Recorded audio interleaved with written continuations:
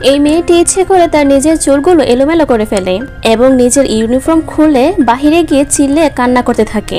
ক্লাসে সবাই যখন একত্র হয় তখন সে সোজাসুজি টিচারের উপর দোষ দেয় এবং বলে যে তার সাথে টিচার খারাপ আচরণ করেছে, টিচার তার সিক্রেট ছবির মাধ্যমে তাকে ব্ল্যাকমেল করেছে।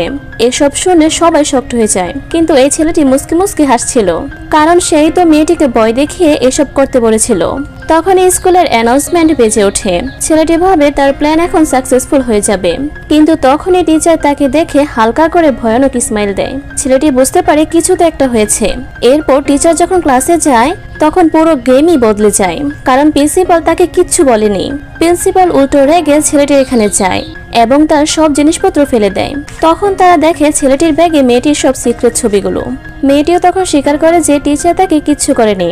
আসলে টিচার যখন রুম থেকে বের হয়েছিল তখন ডেস্কের উপর একটি সিক্রেট ক্যামেরা রেখে গিয়েছিল, কারণ তার উপর যাতে কেউ মিথ্যা অপবাদ দিতে না পারে। ওই ক্যামেরাতে দেখা যায় কিভাবে ছেলেগুলো টিচারের ব্যাগে ম্যাগাজিন রেখেছিল। এদিকে টিচারের ফ্রেন্ডরাও তাদের ভিডিও করে ফেলে।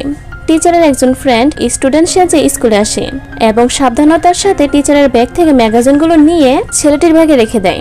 এরপর যখন টিচারকে প্রিন্সিপালের রুমে নিয়ে যাচ্ছিল তখন তারা মেয়েটিকে সকল প্রমাণ দেখায় যে কিভাবে মেয়েটিকে ব্ল্যাকমেল করেছিল ওই ছেলেগুলো।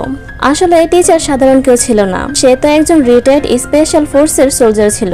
এখন 3টি ছেলেকেই তাদের কাজের জন্য শাস্তি দেওয়া হয়।